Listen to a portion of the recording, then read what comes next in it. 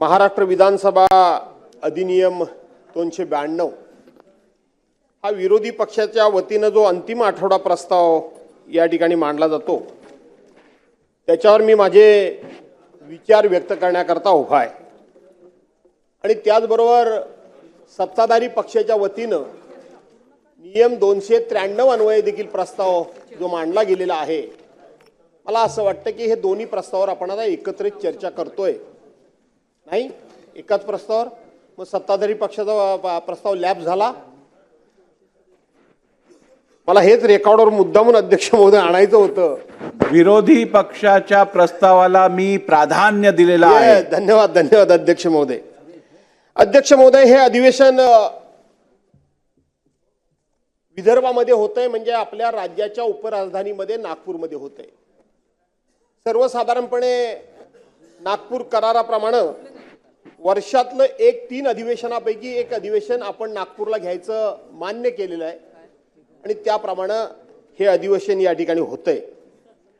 साधारणपणे आज हे विदर्भामध्ये अधिवेशन घेण्याच्या पाठीमागची धारणा, भूमिका आणि वैदर्भीय जनतेची अपेक्षा अशी असते की विदर्भामध्ये अधिवेशन झाल्यानंतर साधारणपणे विदर्भातला जो कास्तकार आहे, शेतकरी आहे, विदर्भातली जी जनता आहे, त्यांच्या प्रश्नाला वाचा फुटली जावी, त्यांच्या विकासाच्या दृष्टीनं या ठिकाणी अधिक प्राधान्याने चर्चा व्हावी, त्यांना जो काय आपल्यावर सातत्यानं अन्याय होतो असं वाटतं, आपला बॅकलॉग अजून आहे असं वाटतं, तो बॅकलॉग कमी किती झाला, तो बॅकलॉग भरून निघाला की नाही निघाला, इंडेक्स प्रमाणे विद्यमान इंडेक्स हा राज्य, जिल्हा, तालुका याच्यावर किती प्रमाणामध्ये आला याचं कधीतरी मूल्यमापन या सभागृहाच्या माध्यमातून व्हावं आणि विदर्भाच्या जनतेमध्ये अशा पद्धतीचा विश्वास निर्माण व्हावा की आम्ही तुम्हाला सरकार म्हणून न्याय देतो आहोत,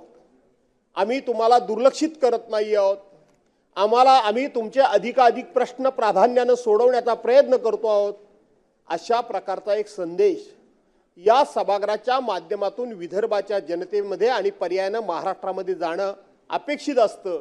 आणि म्हणून हे विदर्भामध्ये अधिवेशन आपण वर्षातून एक घेतो।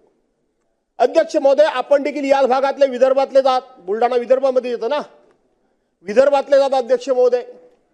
अध्यक्ष महोदय, आपण फक्त आता आम्ही बोलल्यानंतर काही माझे सन्मान्य सदस्य कदाचित, मी काय कोणावर आक्षेप घेत नाही, माझ्या भाषणामध्ये अडथळे आणतील, ते मला रोखण्याचा प्रयत्न करतील, परंतु इथं आपण आपल्या मनाला एक प्रश्न विचारला पाहिजे। आमचे मित्र आकाशजी फुंडकर मंत्री झाल्यानंतर भेटतील असं वाटलं होतं, कारण भाऊसाहेब फुंडकर आणि आमचे संबंध त्यांना माहीत आहेत, ते नेहमी भेटतात, पण जरा मंत्री झाल्यामुळे भलतेच खुश आहेत। असो, तुमच्या खुशीमध्ये मी समाधानी आहे। नाही, आनंद आहे, मला मनापासून आनंद आहे। अर्थात त्यांना सुद्धा ते थोडं स्वप्नच पडल्यासारखं आहे खरं सांगायला गेलं तर, मी आणि मंत्रिमंडळामध्ये आणि तो डायरेक्ट कॅबिनेट, पण हरकत नाही, वडिलांची पूर्वपुण्याई तुमच्या वाट्याला आली याचा आम्हाला आनंदच आहे, नक्की आनंद आहे। आणि म्हणून हे विदर्भामध्ये अधिवेशन झालं असताना अध्यक्ष महोदय, या अधिवेशनाच्या माध्यमातून मी ज्या महाराष्ट्रातल्या जनतेच्या आणि विशेष करून विदर्भातल्या जनतेच्या ज्या अपेक्षा व्यक्त केल्या, या अपेक्षांना आपण न्याय देऊ शकलो का अध्यक्ष महोदय? आज 6वा दिवस अधिवेशनाचा आहे, माझ्या माहितीप्रमाणे मी पहिल्या मिनिटापासून हजर आहे। 6व्या दिवसामध्ये सभागृहामधला एकही मिनिट वेळ हा विरोधी पक्षांनी सभागृह बंद पाडून वाया घालवला नाही। पण या 6 दिवसाच्या अधिवेशनाच्या कालावधीमध्ये आम्ही विदर्भातल्या शेतकऱ्यांच्या अडचणींबद्दल किती चर्चा केली, विदर्भामध्ये येऊ घातलेल्या उद्योगधंद्याबद्दल आम्ही किती चर्चा केली, आम्ही कायदा आणि सुव्यवस्था याबद्दल किती चर्चा केली, आम्ही संत्रा असेल, त्या ठिकाणी कापूस असेल, सोयाबीन असेल, कांदा असेल, कोकणातला आंबा असेल किंवा काजू असेल, जो शेतकऱ्यांच्या जीवना मरणाचा प्रश्न आहे, मासेमारी असेल, याच्यावर आम्ही जरी विदर्भात असलं तरी सुद्धा आम्हाला आमचे विषय मांडायलाच पाहिजेत। आणि म्हणून याच्यावर आम्ही किती चर्चा केली अध्यक्ष महोदय, ह्याचं जर आपण उत्तर विचारलं तर काहीही चर्चा नाही। आज राज्यामध्ये 42 मंत्री आहेत, 42 अध्यक्ष महोदय, 42 मंत्री। अधिवेशन 16 तारखेला सुरू झालं, 39 मंत्र्यांनी शपथ घेतली. दादा, घटनात्मक दृष्ट्या फक्त आज राज्यामध्ये एकच मंत्री आहेत, राज्याचे मुख्यमंत्री फक्त मंत्री आहेत. तुम्ही सगळे मंत्री हे बिनकामाचे मंत्री आहात आणि बिनकामाचे मंत्री म्हणून संपूर्ण देशामध्ये तुमच्या या विक्रमाची नोंद झाली, त्याबद्दल मी तुमचं पहिल्यांदा अभिनंदन करतो. बिनखाताचे दादा, सॉरी, कामाचे नाही, तुम्ही कामाचेच आहात. बांधकाम खाता आलं तर कोकणाचं नक्की भलं कराल, पुन्हा विचार करा तुम्ही, कारण त्यावेळेला तुम्ही खूप मदत केली आहे. केलीत ती मी सभागृहात समोर पटलावर सांगतो, कधीही मी लपवून ठेवत नाही, जे आहे ते आहे.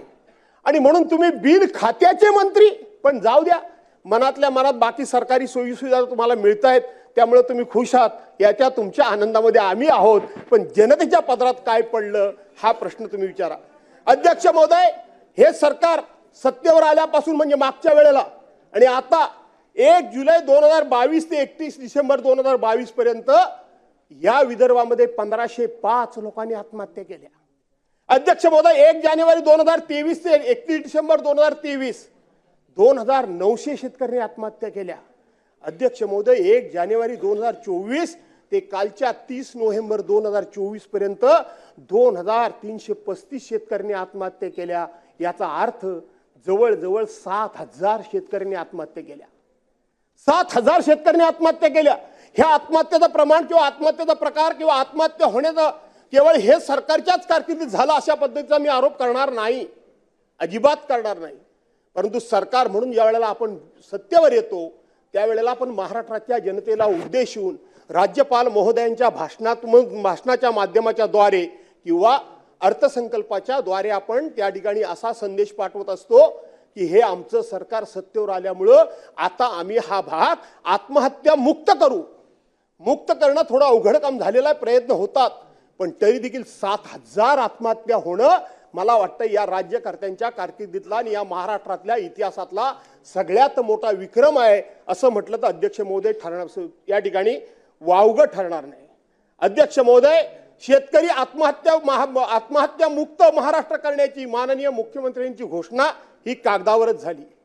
दुष्काळग्रस्त भागाला शेतमालाला आम्ही रास्त भाव देऊ, एकंदरीत उत्पादक खर्चाच्या 1.5 आम्ही भाव देऊ.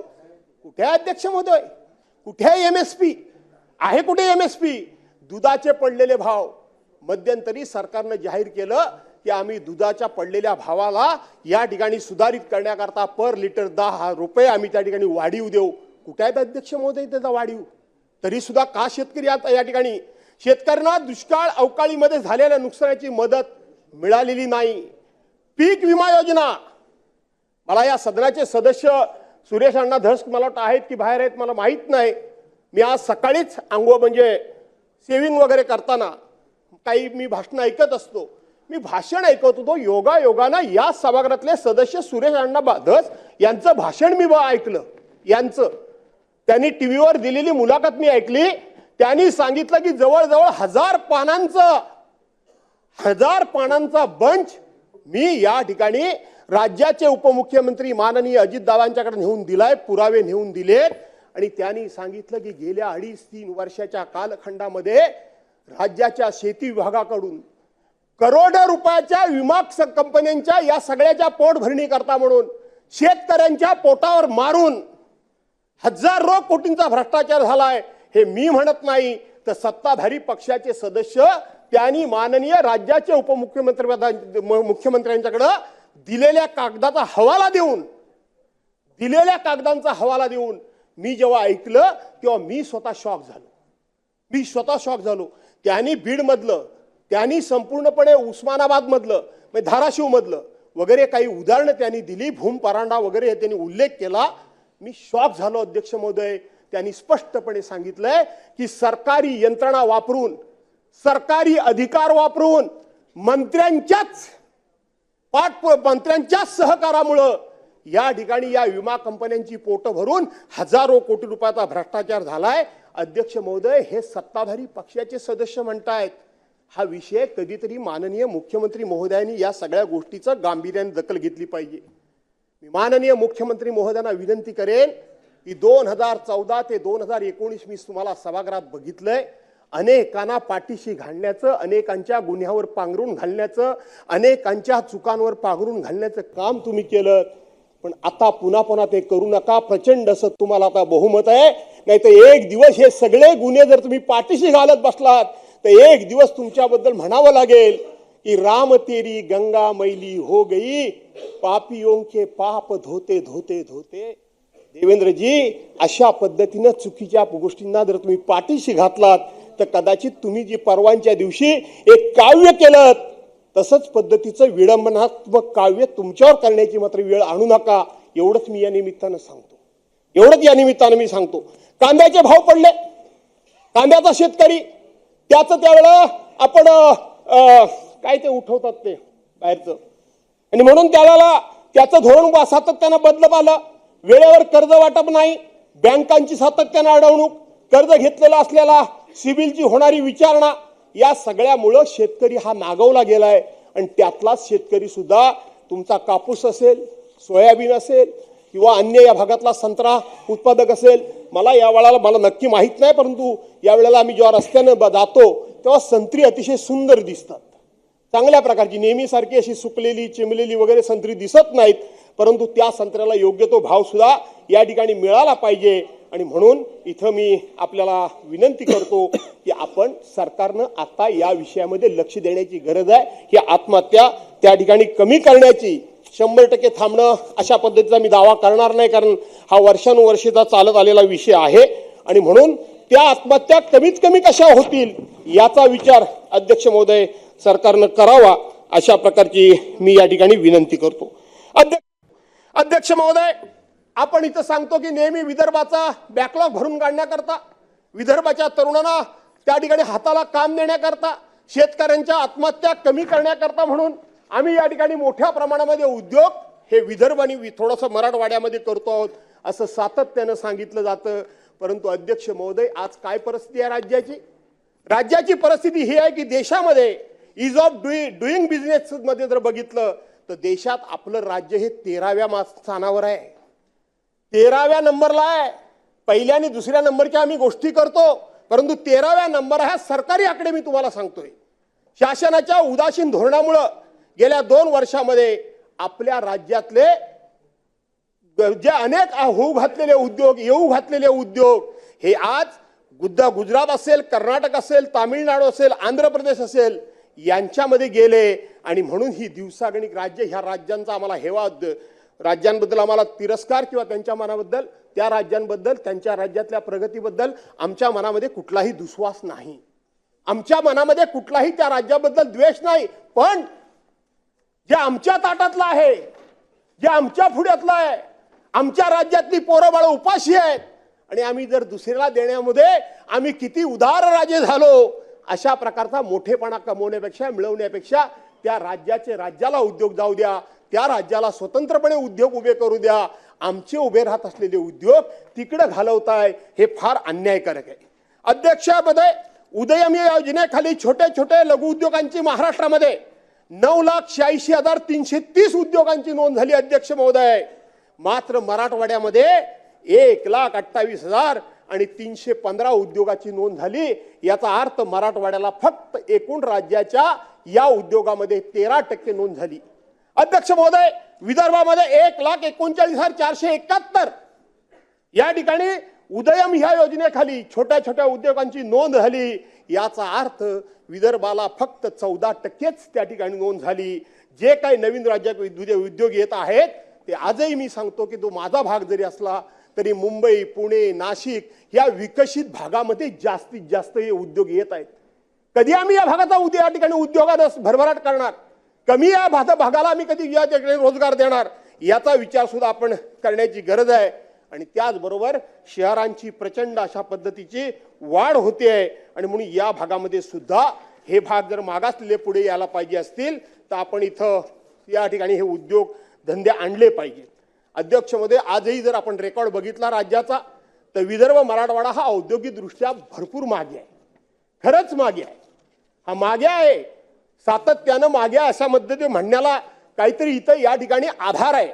अध्यक्ष महोदय, या सभागृहामध्ये आता मला 31वं वर्ष सुरू होत आहे, 30 वर्ष माझी पूर्ण झाली. कुठल्याही वर्षी सभागृहामध्ये आम्ही आलो आणि मिहान प्रकल्पाबद्दल चर्चा आम्ही ऐकली नाही असं एकही अधिवेशन नाही. आज सुद्धा मिहानचा गवगवा आम्ही खूप केला, पण त्या ठिकाणी आजही ज्या बेसिक फॅसिलिटीज असल्या पाहिजेत त्या बेसिक फॅसिलिटीज असल्या नसल्यामुळं इथं येणारे उद्योग कमी येत आहेत, उलट आलेले उद्योग पुन्हा बाहेर जात आहेत, याचा विचार केला पाहिजे. यवतमाळमध्ये जिल्हा खनिज अर्जाच्या दृष्टीने हा जिल्हा समृद्ध आहे, तिथं शेज निर्माण करण्याचं आश्वासन दिलं गेलं, काय झालं त्याचं सरकारने उत्तर दिलं पाहिजे. गडचिरोली जिल्ह्यामध्ये पुंज लाईट म्हणून कंपनी मोठ्या प्रमाणामध्ये खनिकर्मासाठी जमीन देत आलेली आहे, त्याचे निकष काय आहेत, का त्या ठिकाणी हे सगळे प्रोजेक्ट विकसित होत नाहीत, त्याचा दुसरा उल्लेख केला पाहिजे. अध्यक्ष महोदय, निवडणुका डोळ्यासमोर ठेवून अमरावतीला मी अनेकांची भाषणं ऐकली की आम्ही टेक्सटाईल पार्क तिथं आणतो आहोत. टेक्सटाईल पार्क या प्रकल्पाचं दादा भूमिपूजन झालं, त्याचा स्टेटस काय आहे, काय त्या टेक्सटाईल पार्कची त्या ठिकाणी अवस्था आहे, त्या तो कधी टेक्सटाईल पार्क सुरू होणार याचं सुद्धा उत्तर सरकारनं देण्याची गरज आहे. घोटी असेल, सिन्नर असेल, तिथं शेज निर्माण करण्याकरता जमिनी मात्र मोठ्या प्रमाणामध्ये घेतल्या गेल्या, परंतु राज्याच्या विकासाच्या दृष्टीनं तिथं काहीही झालं नाही. उद्योगपतींचे मोठमोठे मित्रपरिवार विकसित झालेल्या MIDC या नावाखालच्या जमिनी त्यांना मात्र दिल्या जातात, परंतु तिथं जो रोजगार किंवा जे प्रोजेक्ट विकसित व्हायला पाहिजे होते ते होत नाही. 5 फेब्रुवारी 2024 रोजी झालेल्या मंत्रिमंडळाच्या बैठकीत राज्यात नमो महारोजगार मेळाव्यातून 2 लाख रोजगार स्वयंरोजगार निर्माण करण्यात येणार होते. आज सरकारनं आपल्या उत्तरामध्ये इथं शब्द माहिती दिली पाहिजे की त्या 2 लाख रोजगारापैकी आपण घोषणा केल्यापासून किती रोजगार या ठिकाणी निर्माण करू शकलात त्याची सुद्धा माहिती मंत्री महोदय आपल्या उत्तराच्या भाषणामध्ये आपण दिली पाहिजे. दावोसमध्ये 1,50,000 कोटीचे करार आम्ही केले, अशा पद्धतीचे तुम्ही आम्हाला इथे सभागृहामध्ये सांगितलं. आम्ही त्याच्यावर थोडेसे आरोप केले की तुमची ही फक्त टूरच झाली, तुमचा हा फक्त या ठिकाणी फिरण्याचा एक कार्यक्रमच झाला. तुम्ही तिथं सांगितलं की आम्ही मोठमोठे उद्योग आणले. सांगा ते आता त्याचा स्टेटस काय आहे, त्याची आता परिस्थिती काय आहे, तिथं किती उद्योग इथे इस्टॅब्लिश झाले, किती जणांना रोजगार मिळाला, आज त्या उद्योगांची काय परिस्थिती आहे हे तुम्ही लोकांना सांगा, महाराष्ट्राला सांगा, अशी माझी आपल्या सर्वांना विनंती आहे. शेवटी आपण सर्वांनी इतर विभागांची नाहरकत वगैरे वगैरे आहे, ॲग्रिकल्चर इंटेलिजन्स 5,000 कोटीचे करार, माहिती तंत्रज्ञान विभागाचे नाहरकत प्रमाणे घेता करण्यात आले होते. पुढे काय झालं त्याचं, पुढे काय झालं? आज राज्यातील प्रत्येक जिल्ह्यात काही तालुक्यामध्ये MIDC क्षेत्र उभारण्यात आलेलं आहे, मात्र एक क्षेत्र आजही उद्योगांच्या प्रतीक्षेत आहे, आजही उद्योगांच्या प्रतीक्षेत आहे. मी ज्या वेळेला काही दिवसाकरता कॅबिनेट मंत्री कामगार मंत्री म्हणून झालो होतो, मी माझ्या मतदारसंघामध्ये एक MIDC त्या ठिकाणी मंजूर केली होती, MIDC मंजूर केली होती आशिषजी, आणि त्याच्यामध्ये कोकणामध्ये सातत्यानं केमिकल कारखान्यावर विरोध होतो. प्रदूषण विरहित कारखाने असावे ही मागणी कोकणाची बरोबर आहे, चुकीचं नाहीये. आणि म्हणून तशा पद्धतीचा आपण सरकारी अध्यादेश सरकारी कायद्यामध्ये लिहिलं होतं की MIDC या ठिकाणी इस्टॅब्लिश झाल्यानंतर इथं कुठलाही केमिकलचा कारखाना येणार नाही, कुठलाही त्या ठिकाणी रासायनिक कारखाना येणार नाही, कोणाचीही एकही इंच जमीन ही जबरदस्तीने घेतला जाणार नाही, कोणाचंही एकही आंब्याचं काजूचं झाड जाईल अशा पद्धतीने जमीन ॲक्वायर केली जाणार नाही, एकही घर मंदिर मस्जिद कोणाचीही जाणार नाही, अशा पद्धतीने आपण MIDC तयार केली. तिथे एक टेक्सटाईल पार्क मंजूर आपण केलं, लॉजिस्टिक हब तयार केलं आणि फूड पार्क तयार केलं. दुर्दैवानं या सरकारनं परवांच्या दिवशी निवडणुकीचं भांडवल म्हणून ती MIDC रद्द करण्याची घोषणा केली, MIDC मंजूर झालेली रद्द करण्याची घोषणा केली. कसा लोकांना तुम्ही रोजगार देणार आहात, कुठून रोजगार देणार आहात? कोरोनाच्या संकटानंतर रोजगाराचं महत्व काय हे विशेष करून कोकणवासियांना कळतंय का?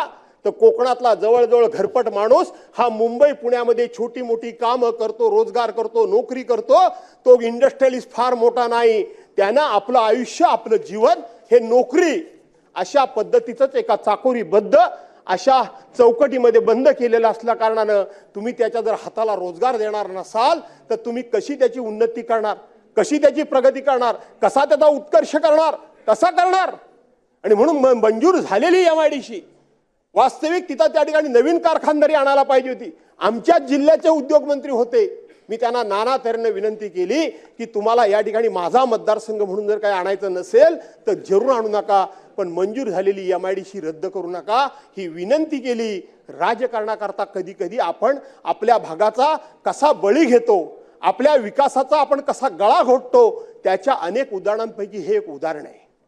माझा मतदारसंघ म्हणून शेवटी काय मी आयुष्यभर त्या ठिकाणी राहणार आहे का? माझा काय वडिलांचा सातबार आहे का? आज मी आहे, उद्या दुसरा कोणतरी असेल, परंतु त्या ठिकाणी काहीतरी आपण आपल्या कारकिर्दीमध्ये उभं केलं पाहिजे आणि म्हणून तेही रद्द झालं. राज्यात मोठ्या प्रमाणावर हरित क्षेत्रांचं औद्योगिकरण, भूखंड वगैरेच्या वादात मी जाऊ इच्छित नाही. अध्यक्ष महोदय, या ठिकाणी इंदू मिलच्या जागेवर डॉक्टर बाबासाहेब आंबेडकरांचं आंतरराष्ट्रीय स्मारक आम्ही उभारणार म्हणून मोठमोठ्याने घोषणा केल्या आपण सर्वांनी. फेब्रुवारी 2018 मध्ये या कामाची सुरुवात झाली. अध्यक्ष महोदय, 2021 मध्ये पूर्ण करण्याचं लक्ष्य होतं. फेब्रुवारी 2021 मध्ये दादा हे स्मारक पूर्ण करण्याचं लक्ष्य होतं. सन्माननीय तत्कालीन मुख्यमंत्री देवेंद्र फडणवीसांचं प्रत्येक भाषण, प्रत्येक शब्द माझ्या कानामध्ये आहे. त्यांनी सांगितलं की प्रत्येक या ठिकाणी NOC ही आम्ही केंद्रापासून सगळी मिळवलेली आहे. अध्यक्ष महोदय, आज त्या कामाची काय प्रगती आहे, आज त्या कामाची काय अवस्था आहे? मध्यंतरी मी बघितलं तर तिथं संपूर्ण झाडी माडी वाढली होती, गवत बिवत वाढून एक प्रकारचं जंगल झालं होतं. गेल्या 10 वर्षामध्ये आपण तिथलं 6 वर्षामध्ये 2018ला आपण सुरुवात केली, 6 वर्षामध्ये आपण किती पुढे जाऊ शकलो त्याचा एकदा आपण सर्वांनी मिळून विचार केला पाहिजे, सर्वांनी मिळून विचार केला पाहिजे. आणि म्हणून त्या कामाची प्रगती काय आहे त्याबद्दल सुद्धा एकदा सर्वांना तुम्ही सांगा.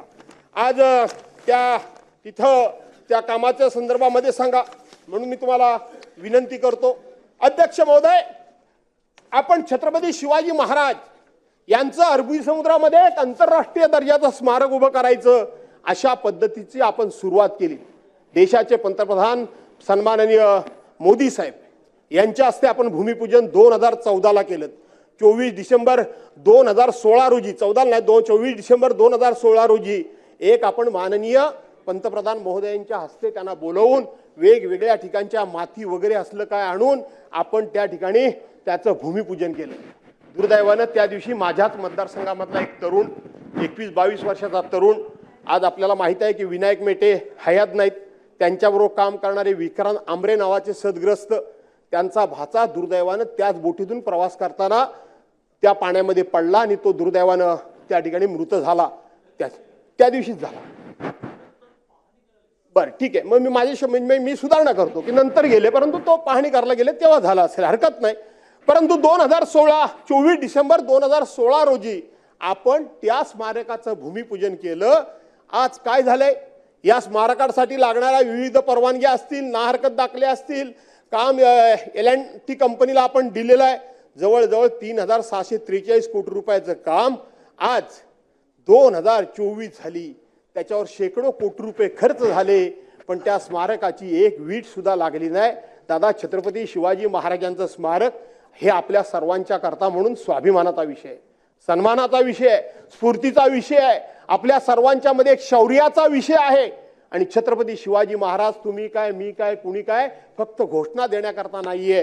आणि म्हणून त्यांचा सुद्धा आपण या ठिकाणी याचं काय आपण करतात ते सुद्धा या सरकारला आपला जनतेला सांगितलं पाहिजे. अध्यक्ष महोदय, विशेष करून विदर्भामध्ये आदिवासी भागामध्ये, आमच्या भागात सुद्धा ठाणे जिल्ह्यामध्ये इथं गणेशदादा नाईक बसलेत. आपल्या ठाणे जिल्ह्यामध्ये जवळजवळ अर्धा भाग, आता ठाणे आणि पालघर 2 जिल्हे झाले, याच्यामध्ये आदिवासी भाग मोठ्या प्रमाणामध्ये आहे. रायगडमध्ये आदिवासी समाज मोठा आहे. आमच्या तिकडे खाली रत्नागिरी आणि सिंधुदुर्गामध्ये जवळजवळ नाही असं म्हटलं तर हरकत नाही. अध्यक्ष महोदय, या आदिवासी विभागाच्या योजना, या आदिवासी विभागाच्या योजना झाल्याचं आपण अनेक वेळेला सांगतो. अध्यक्ष महोदय, आपल्याला माहित आहे की आपला एकंदरीत जो अर्थसंकल्प आहे त्या अर्थसंकल्पातला 9% भाग, 9% निधी हा आपण आदिवासी विभागाच्या लोकांच्या कल्याणाकरता, आदिवासी विभागाच्या लोकांच्या विकासाकरता आदिवासी विभाग हा आपल्या बरोबरीनं पुढे आला पाहिजे. आणि म्हणून त्याच्या करता, म्हणून त्याचे हक्काचे पैसे म्हणून बंदित पैसे काहीही झालं तरी बाकीच्या विभागाला कदाचित पैसे मागे पुढे पडले तरी हरकत नाही, परंतु आदिवासी आणि समाज कल्याण विभागाचा जो निधी असतो हा विभागाचा निधी हा कायमस्वरूपी राखीव निधी म्हणून ठेवला जातो आणि म्हणून प्रत्येक वेळी त्याला आज आपल्या राज्याचं अर्थसंकल्प जवळजवळ 6,49,720 कोटीपर्यंत गेलेला आहे. त्यातले 9% रक्कम ही आदिवासी विभागावर, आदिवासी जनतेवर, त्यांच्या विकासावर खर्च करायची आहे. अध्यक्ष महोदय, 25-30 वर्षापूर्वी आपण जी चर्चा करत होतो तो एवढा मोठ्या प्रमाणामध्ये निधी खर्च करून सुद्धा आजही चर्चा ती करावी लागते. हे अपयश आपल्या अध्यक्ष महोदय. आजही बाल मृत्यूंची संख्या त्या भागामध्ये मोठ्या प्रमाणामध्ये आहे, हे आपलं अपयश आहे. आजही त्या ठिकाणी स्तनदा माता आहेत, त्या सुद्धा महिला लहान लहान वयामध्ये त्यांची जी काही हेळसांड झालेली आहे, त्यांची परिस्थिती आहे ती जर बघितली अध्यक्ष महोदय तर अत्यंत भयानक आहे. आणि म्हणून अध्यक्ष महोदय, त्यांच्या भागामध्ये जे फिरते दवाखाने आमच्या ज्या प्रस्तावामध्ये आम्ही उल्लेख केलेला आहे, मोबाईल व्हॅन आहेत, फिरते दवाखाने आहेत, अध्यक्ष महोदय त्या सुद्धा विचार केला पाहिजे. अध्यक्ष महोदय, गेल्या 2-2.5 वर्षामध्ये या आरोग्य विभागामध्ये काय काय हैदोस मांडला गेलाय ते आता चित्र सगळं समोर आलेलं आहे. त्याच्या विरोधात तक्रारी झालेल्या आहेत, काही ठिकाणी FIR दाखल झालेल्या आहेत. औषध खरेदीची पद्धत जी पूर्वीची होती ती औषध खरेदीची पद्धत आता बदलून त्या ठिकाणी या मागच्या सरकारनं, म्हणजे आता विद्यमान सरकार तेच आहे, या विद्यमान सरकारनं औषध खरेदीची पद्धत बदलली. अध्यक्ष महोदय, सरकारी कंपन्यातून सरकारनं त्या भागामध्ये सरकारी हॉस्पिटलला, PSC ला, रुरल म्हणजे RH ला किंवा सिव्हिल हॉस्पिटलला सरकारनं औषधाचा पुरवठा करायचा असतो. आज मी मगाशी म्हटलं मुख्यमंत्र्यांना की राम तेरी गंगा मैली हो गई, अशा पद्धतीची पाळी तुमच्याबद्दल येऊ देऊ नका. काय झालं आरोग्य विभागामध्ये मागच्या 2.5 वर्षामध्ये? मागच्या 2.5 वर्षामध्ये अध्यक्ष महोदय, खरेदीची सगळी जी काही नेहमीची पद्धत होती ती बदलली गेली. अध्यक्ष महोदय, खाजगी कंपन्यांना, खाजगी हॉस्पिटलला, खाजगी दुकानातून अध्यक्ष महोदय त्या ठिकाणी ह्या खरेदी करण्याची परवानगी दिली गेली. अध्यक्ष महोदय, कुठल्या कुठल्या कंपन्या आहेत अध्यक्ष महोदय? अध्यक्ष महोदय, म्रिस्टल formulation company Uttarakhand, refund pharma chemical company Kerala, biotech formulation company Andhra Pradesh, मेलवान बायोसायन्स कंपनी केरळ आणि SMN लॅब उत्तराखंड, ज्यांचा आमच्या राज्याशी, फार्मास्युटिकल कंपन्यांचा आमच्या राज्याशी संबंध नाही, अशा कंपन्यातून ही औषध खरेदी झाली. ही औषध खरेदी अशी नियमबाह्य का झाली याची माननीय मुख्यमंत्री महोदयांनी चौकशी करावी. याची चौकशी करावी. काय झालं अंबेजोगाई स्वामी रामानंद तीर्थ वैद्य महाविद्यालयामध्ये बनावट औषधाचा पुरवठा झाला, त्याची सगळी माहिती माझ्याकडे आहे. अध्यक्ष महोदय, या सगळ्या औषध कंपन्यांची हरिद्वार आणि उत्तर प्रदेशची लिंक आहे. त्या मी कंपन्यांची नावं तुम्हाला वाचून दाखवली अध्यक्ष महोदय. त्याचबरोबर हा बनावट गोळ्यांचा जो ज्या गोळ्या विकत घेतल्या, औषधं घेतली गेली, त्याचा पुरवठा कुठे कुठे झाला अध्यक्ष महोदय ते मी रेकॉर्डवर आणू इच्छितो. कमलेश्वर ग्रामीण रुग्णालय, जिल्हा नागपूर, रेसिट 500 कॅपॅसिटी अँटीबायोटिक बनावट गोळ्या तिथे दिल्या गेल्या. इंदिरा गांधी मेमोरियल हॉस्पिटल भिवंडी तिथे दिल्या गेल्या. वैद्यकीय महाविद्यालय नागपूर तिथे दिल्या गेल्या. वर्धा जिल्हा रुग्णालय तिथे दिल्या गेल्या. नांदेड रुग्णालय तिथे या बनावट गोळ्या दिल्या गेल्या, औषधं दिली गेली. स्वाराती रुग्णालय अंबेजोगाई तिथे या गोळ्या दिल्या गेल्या. जिल्हा रुग्णालय धाराशिव इथेही बनावट औषधं अध्यक्ष महोदय दिली गेली. आणि धक्कादायक म्हणजे ह्या 5 कंपन्या ज्या आहेत याची ज्या वेळेला माहिती समोर घेण्याचा प्रयत्न केला त्यावेळेला ह्या 5ही कंपन्या रजिस्टर्ड नाही. या कंपन्यांचं अस्तित्वच नाही अध्यक्ष महोदय. याचा अर्थ याच्यामध्ये एक मोठं रॅकेट आहे की त्यांनी अशा पद्धतीनं बनावट कंपन्या तयार केल्या आणि त्या बनावट कंपन्या तयार करून सरकारचं आणि त्याचबरोबर जनतेच्या जीविताशी खेळण्याचं काम या सरकारनं केलेलं आहे. अध्यक्ष महोदय, अशा पद्धतीची औषधं खरेदी करण्याकरता म्हणून तिथं GMC व COA ही 2 प्रमाणपत्र घ्यावी लागतात, पण त्यातली कुठलंही प्रमाणपत्र घेतलं गेलेलं नव्हतं. आणि म्हणून अध्यक्ष महोदय, हा कोण आहे विजय चौधरी? हा विजय चौधरी कोण आहे? हा इथला मधला मीडिएटर आहे. हा इथला सरकार आणि कंपन्या ह्याच्यामधला हा विजय चौधरी नावाचा मीडिएटर आहे, हा बोगस कंपन्या स्थापन करतो. यानं बोगस कंपन्या स्थापन केल्या, यांनी बोगस बनावट औषधं घेतली आणि लोकांच्या जीविताशी खेळण्याचं काम याने केलंय. आणि माझी खात्री आहे त्या मागच्या 2-2.5 वर्षामध्ये याला सरकारी याच्यामध्ये कोणीतरी बसलेल्या माणसाचा वरदहस्त होता म्हणून ते घडू शकलं, नाही तर ते घडू शकणार नाही याची मला पूर्ण कल्पना होती. आणि म्हणून अध्यक्ष महोदय, आपण इथं वीज मीटर बिलाच्या बाबतीत सुद्धा बघितलं की आपण अदानी कंपनीला खाजगी वीज मीटर घेण्याकरता प्रयत्न केलेत. अध्यक्ष महोदय, काय चाललंय काय? सरकारी कंपन्या सगळ्या बंद करायचं ठरवलंय की काय आपण? सरकारी कंपन्यांना मोडीतच काढायचं ठरवलंय की काय आपण? याचा विचार आपण सर्वांनी करावा अशा पद्धतीची विनंती करतो. अध्यक्ष महोदय, मी थोडंसं आता जरी विदर्भाबद्दल हे सगळं बोललो असलो, मराठवाड्याबद्दल बोललो असलो, तरी सुद्धा थोडंसं कोकणाबद्दल बोललं पाहिजे, मुंबईबद्दल सुद्धा बोललं पाहिजे. कारण आमच्या प्रस्तावामध्ये इथं आम्ही वांद्रे शासकीय कॉलनीचा उल्लेख आहे. वांद्रे शासकीय कॉलनीमध्ये सरकारी कर्मचारी राहतात. अध्यक्ष महोदय, त्या कर्मचाऱ्यांना आज नोटीस दिली गेलेली आहे की तुमची मुदत संपली आहे, तुमची सर्व्हिस संपली आहे किंवा आणखीन काय असेल, तुम्ही ताबडतोब ही घरं खाली करा. अध्यक्ष महोदय, मार्च महिन्यामध्ये, फेब्रुवारी महिन्यामध्ये, एप्रिल महिन्यामध्ये या मुलांच्या परीक्षा आहेत आणि अशा पद्धतीनं तुम्ही त्यांना ते घरं खाली करायला लावता. माझी खात्री आहे की सरकार तात्पुरती त्याला स्थगिती देईल याचा मला विश्वास आहे.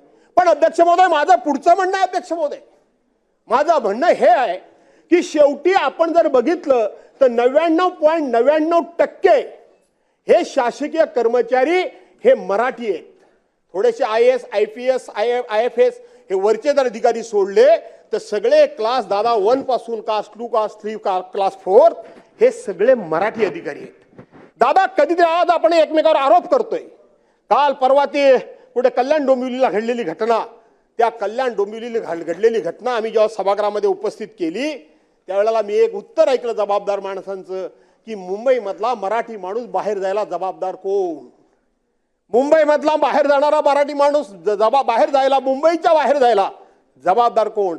अशा पद्धतीनं आपल्याला एकमेकावर अशा पद्धतीनं दोषारोप करून त्या मराठी माणसाला थांबवण्याचं काम, त्या मराठी माणसातलं असलेलं मुंबईतलं स्थान हे पुन्हा एकदा प्रस्थापित करण्याकरता, भक्कम करण्याकरता, वाढवण्याकरता म्हणून मदत होणार नाही, तर त्याला मदत काहीतरी करावी लागेल.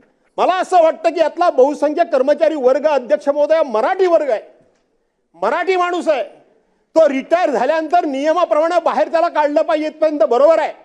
परंतु मराठी माणसाची वस्ती पुन्हा जर मुंबईमध्ये वाढावी असं वाटत असेल तर या शासकीय कर्मचाऱ्यांना आपण जी घरं देतो ती घरं मला वाटतं ते रिटायर झाल्यानंतर सुद्धा त्यांना त्याच ठिकाणी जर आपण ठेवण्याचा निर्णय घेतला तर मला वाटतं आपोआपच मराठी माणसं पुन्हा मुंबईमध्ये स्थिर होण्याकरता एक प्रकारचं सरकारचा हातभार लागेल. आणि म्हणून या माझ्या मागणीचा सरकारने अध्यक्ष महोदय विचार करा.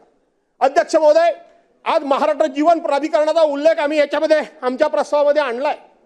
अध्यक्ष महोदय, मला सांगितलं पाहिजे की या महाराष्ट्र जीवन प्राधिकरणाची खूप मोठी चर्चा आमचे मित्र करत असतात की यापूर्वी मी परवाच्या दिवशी, मी नाव कोणाचं घेणार नाही, पण मी भाषण ऐकलं काही लोकांचं की देशाला स्वातंत्र्य मिळाल्यापासून आपण ज्या राज्यातल्या, या देशातल्या जनतेला साधं पाणी सुद्धा देऊ शकलो नाही अशा प्रकारचं भाष्य एका जबाबदार नेत्याच्या तोडून मी ऐकलं. अध्यक्ष महोदय, तुम्ही सुद्धा मला वाटतं 6 की 7 वेळा किती वेळा निवडून आलात? माझ्यापेक्षा एक कमी असाल निवडून आलात. आपण ह्याच्यापूर्वी स्वराज्य योजना बघितलेली आहे की नाही बघितली आहे? राष्ट्रीय पेयजल कार्यक्रम योजना बघितलेली आहे. यशवंतराव चव्हाण पेयजल कार्यक्रम बघितलेला आहे. नवीन काय? नवीन याच्यामध्ये काहीच नाहीये. शेवटी येणारा केंद्र सरकारमध्ये असणारं केंद्र सरकार, याचीच राज्यामध्ये असणारा प्रत्येक नागरिक, ते राज्य कोणाचं आहे यापेक्षा त्या राज्यामध्ये असलेल्या प्रत्येक नागरिकाचा आम्ही पालक आहोत. आणि म्हणून त्याच्या मूलभूत ज्या गरजा आहेत त्या गरजा देण्याचं काम प्रत्येक सरकार त्या वेळेला करतच असतं. काही करत नाही, नवीन काय नाही. अध्यक्ष महोदय, फरक एवढाच आहे की जलजीवन मिशन योजनेची आपण जोरात चर्चा करतोय. आज जलजीवन मिशन योजनेमध्ये 50% केंद्र सरकार हिस्सा देत आहे आणि 50% राज्य सरकार देत आहे. पूर्वी फक्त फरक एवढाच होता की 90% केंद्र सरकार पैसे द्यायचं आणि 10% राज्य सरकारचा हिस्सा असायचा, त्यामुळे जास्त चर्चा होत नव्हती. कारण आता 50% मिळत आहेत, तेव्हा 90% मिळत होती म्हणून चर्चा होती. मुद्दा तो माझा नाही अध्यक्ष महोदय. अध्यक्ष महोदय, ही शासनाची अतिशय महत्वाकांक्षी योजना आहे, हे मी मान्यच करतो. कारण घर घर नल प्रत्येकाला, हर घर जल म्हणजे प्रत्येकाच्या घरामध्ये डायरेक्ट नळानं पाणी. ओके, हर घर नल से पाणी. दादा मी तुमच्याकडे दादा हो, मी ह्या दादांच्याकडे शिकवणीला जाणार आहे. तुमची शिकवणी मला परवडण्यातली नाही. आणि म्हणून ती स्कीम आज प्रत्येकाच्या घराघरापर्यंत पाणी. दादा कधीतरी याचा रिव्ह्यू घ्या. परवांच्या दिवशी औचित्याच्या मुद्द्यानं मी माझ्या मुद्द्याच्या माध्यमातून मी माझ्या रत्नागिरी जिल्ह्यातली वास्तववादी परिस्थिती समोर आणली. मी म्हणतो नव्हे, सन्माननीय मंत्री गुलाबराव पाटील यांच्या अध्यक्षतेखाली त्यांच्या उपस्थितीमध्ये मी मीटिंग लावली. तिथं ही परिस्थिती समोर आली की संपूर्ण महाराष्ट्रामध्ये जर ह्या जलजीवन मिशन योजनेच्या योजनेमध्ये सगळ्यात मागे जर जिल्हा कुठला असेल तर तो रत्नागिरी जिल्हा आहे, हे सांगण्यात आलं. मार्च 2024 पर्यंत ह्याची मुदत होती. मुदत वाढवून मिळेल याबद्दल काही दुमत असण्याचं कारण नाही. ती वाढवून द्यावी लागेल, कारण अनेक योजना ह्या पाईपलाईन मध्ये आहेत. त्यांना खर्च झालेला आहे 10%, 20%, 25% टेंडर झालेलं आहे. पण अध्यक्ष महोदय, मी आपल्या माध्यमातून पुन्हा एकदा सरकारच्या लक्षात आणून देऊ इच्छितो. आज बांधकाम खात्यामध्ये तुम्ही बांधकाममध्ये काम केलंय. एखाद्याला काम द्यायचं असेल तर त्याची बीड कॅपॅसिटी तपासली जाते की नाही जाते. त्याच्या हातामध्ये पूर्वीची कामं तिथे तपासली जातात. आता जर त्याला आणखीन कामं दिली तर तो करू शकेल की नाही ही त्याची कॅपॅसिटी बघितली जाते. दादा, मी कोणालाही कमी लेखत नाही, पण या पाणी योजनेच्या कामामध्ये जे कोणी कॉन्ट्रॅक्टर आहेत, मी जाहीरपणे सांगतो की ह्या योजना घेईपर्यंत त्यांची बाजारामध्ये 25,000 रुपये सुद्धा 25,000चा माल उधार घेण्याची पत नव्हती. 25,000 रुपयाचा माल उधार घेण्याची पत नव्हती. उधारी का? तर शेवटी या योजनेमध्ये अशा पद्धतीची अट आहे की पहिल्यांदा सगळं मटेरियल तुम्ही आणा, काम करा, त्याची MB रेकॉर्ड केल्यानंतर त्यातला 80% तुम्हाला पेमेंट होईल. हे सगळं बरोबर होतं. पण दादा, ज्यांची 25,000 रुपयाची बाजारामध्ये एखाद्या वस्तू किंवा मटेरियल विकत घेण्याची पत नाही, माझ्या जिल्ह्याचं मी सांगतोय, त्यांना 100, 200 कोटी रुपयाची कामं ह्या योजनेमध्ये दिली गेली. 100, 200 कोटी रुपयाची त्यांनी कामं घेतली. फक्त रजिस्ट्रेशन त्यांचं. त्यांनी एवढे सब कॉन्ट्रॅक्टर नेमले, तू हे काम कर, तू हे काम कर, तू हे काम कर. करणार कसा? स्वतःच्या रजिस्ट्रेशनचा वापर करून त्यांनी त्याचं कमिशन घेऊन मोकळा झाला. ज्याला काम दिलं त्याचं काम करण्याची कॅपॅसिटी नाही. दादा, आज माझ्या रत्नागिरी जिल्ह्याला ह्या महत्वाकांक्षी योजनेमध्ये मी सांगितलं की 25% सुद्धा काम झालेलं नाही.